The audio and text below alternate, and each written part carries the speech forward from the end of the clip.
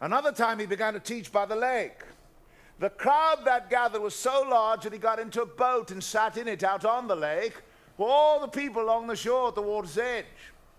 He taught them many things by parables, and in his teaching said, "Listen, a farmer went out to sow his seed, and as he was scattering the seed, some fell along the path, and the birds came and ate it up.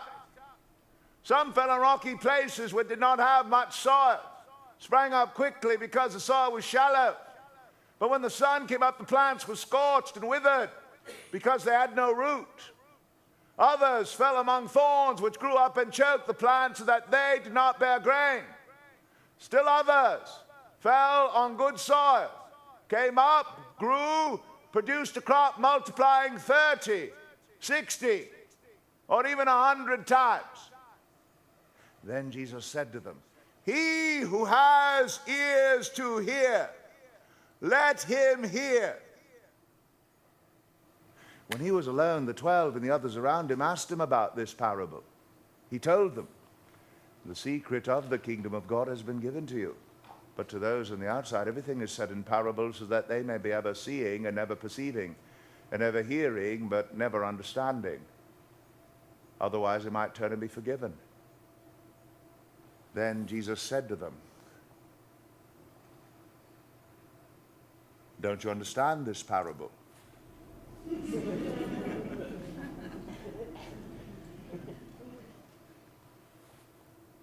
How then will you understand any parable?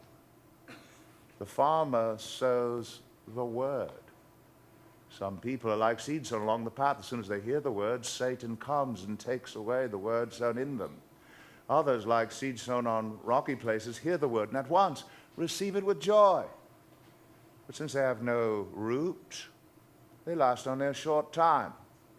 When trouble or persecution comes because of the word, they quickly fall away. Still others, like seeds sown among thorns, hear the word, but the worries of this life and the deceitfulness of wealth and the desire for other things come in and choke the word, making it unfruitful. Others, like seeds sown on good soil, hear the word, accept it, and grow 30, 60, or even 100 times what was sown.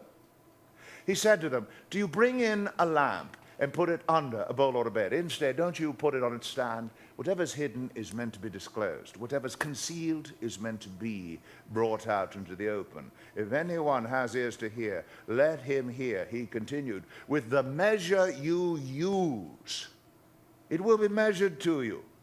Even more so, whoever has will be given more. Whoever does not have, even what he has will be taken from him." He also said, "This is what the kingdom of God is like. A man scatters seed on the ground. Night and day, whether he sleeps or gets up, the seed sprouts and grows. All by itself the soil produces grain, though he does not know how. First the stalk, then the head, then the full kernel in the head. As soon as the grain is ripe, he puts the sickle to it because the harvest has come." Again he said, "What shall we say the kingdom of God is like? What parable shall we use to describe it?" It's like a mustard seed, which is the smallest seed you plant in the ground. Yet when planted, it becomes the largest of all garden plants, with such big branches that the birds in the air can perch in its shade. With many similar parables, he spoke the word to them as much as they could understand. He did not say anything to them without using a parable. But when he was alone with his disciples, he explained everything. That day, when evening came, he said to his disciples, "Let's go over to the other side." Leaving the crowd behind, they took him along just as he was in the boat. There were also other boats with him. A furious squall came up and the waves broke over the boat and it was nearly swamped. Jesus was in the stern, sleeping on a cushion. The disciples woke him and said to him, "Teacher, don't you care if we drown?" He got up, rebuked the wind, said to the waves, "Quiet, be still."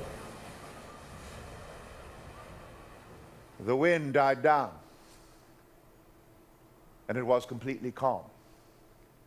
He said to his disciples, "Why are you so afraid? Do you still have no faith?"